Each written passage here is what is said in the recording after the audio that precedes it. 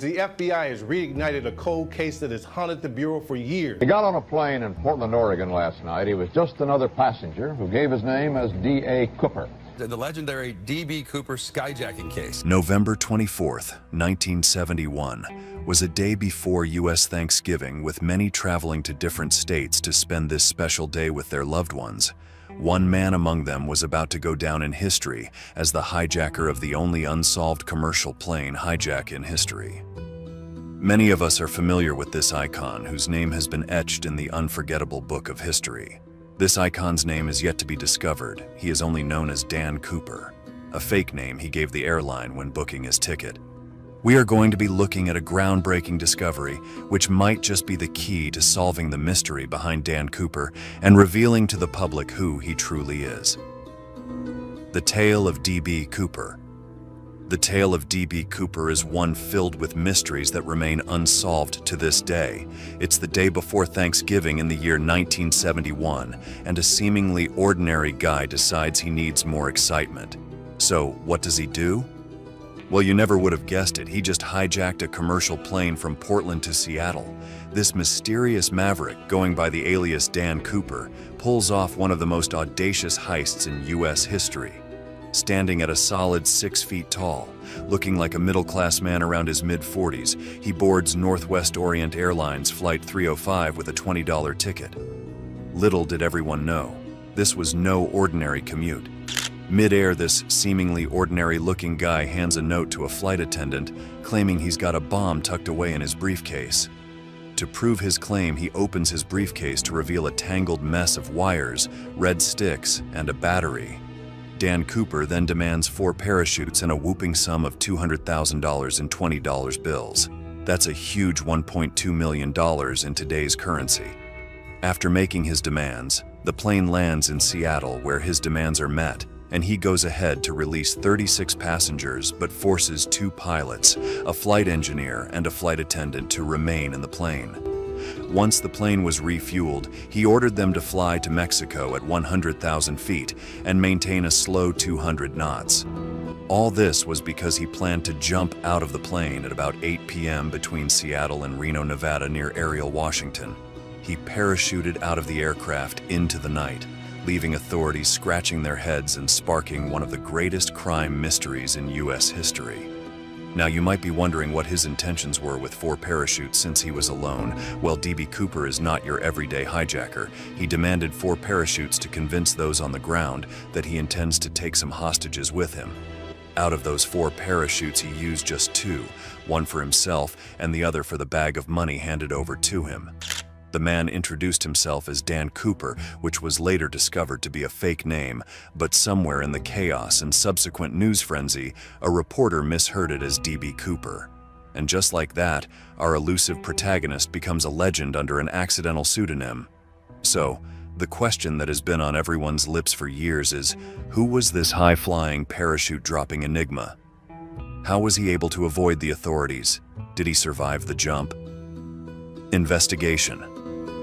In a bid to find answers and apprehend this criminal, the FBI kicked off this massive investigation called NORJAC, Northwest Hijacking, and it turned out to be one of their longest and most thorough probes ever. They were on the hunt for a mysterious guy known as Cooper, who pulled off a daring plane hijacking. At first, the FBI thought Cooper was some aviation expert who knew planes like the back of his hand and probably had a military background, maybe even a paratrooper. As they dug deeper, they realized this guy wasn't exactly a skydiving pro. The jump he pulled off was seriously risky, and he didn't even notice that his backup parachute was stitched shut for training purposes. The FBI went full detective mode, looking into around 800 suspects in the first 5 years. DNA from Cooper's discarded tie helped rule out some of the suspects. Richard Floyd McCoy was arrested as a suspect. He had been arrested for a similar crime earlier on, but he was released as he didn't quite match the flight attendants' descriptions. Cooper, who was dressed in a business suit, trench coat, and loafers, had people wondering if he even survived the jump because it was from high ground and his parachute couldn't be steered. Plus, he'd be landing in a super rugged wooded area, which makes surviving very difficult. In 1980, Investigators caught a break when a kid found a rotting package with $5,800 buried along the Columbia River. The serial numbers matched the ransom money. But despite a thorough search, they didn't find anything else. And after years of chasing dead-end leads in 2016, the FBI officially closed the Cooper case. They figured their resources could be better spent elsewhere. New discovery. The case, even though officially closed in the year 2016, has remained a mystery to many, and this has led private investigators to keep pursuing the case with the hope of being able to solve it and provide much-needed answers for the general public. One of the many investigators who have been trying to solve the D.B. Cooper case is Eric Ulis, who is an expert at investigating crimes that took place in the past. He is also known as history's greatest mystery star. Eric Ulis, in recent findings, has discovered a clue he thinks might be the key to finally solving this 52-year-old crime, providing the much-needed answers to the questions that have been plaguing us. After 52 long years, Eric Ulis, on a mission to crack the infamous D.B. Cooper mystery, believes he's closing in on the mysterious Skyjacker's true identity. In a recent chat with Fox 13 Seattle, Ulis said, "I would not be surprised at all if 2024 was the year we figured out who this guy was." Ulis has been investigating the case, and he gave some details to Fox News about his latest breakthrough. He and his team attached some of these fancy sticky stubs onto Cooper's iconic tie, which cost $149 at a JCPenney around Christmas in 1964. Through the aid of this new technology, they were able to extract more than 100,000 particles from the tie. Ulis, armed with this cutting-edge technology that wasn't around in 1971, believes these particles tell a tale. According to him, they're onto something big. You apply modern state-of-the-art technology to it, things they didn't have back in 1971 when this occurred. It tells a story, he said to the news reporter. Ulis tracked down 3 fragments from the tie, containing stainless steel and titanium, using U.S. patents. This tiny discovery led him to a Pennsylvania plant called Crucible Steel, which was a major plant factory in the 60s, supplying titanium and stainless steel to Boeing. The dots connect to Cooper potentially having inside knowledge about the Boeing 727 he hijacked, as well as a good grip on Seattle, where Crucible Steel did business with Boeing. Ulis even threw in a historical twist mentioning Boeing's significant downturn in 1971, the very year of the hijacking. He stated that Cooper might have been part of this downturn.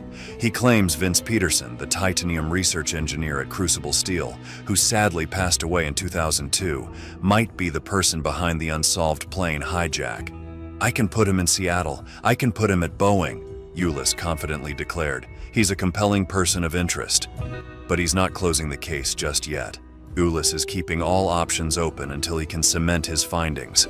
As of now, he's committed to looking into Peterson's history, to cross out all possibilities and hopefully discover a stronger tie between Vince Peterson and D.B. Cooper. The case of D.B. Cooper might not remain a mystery for long.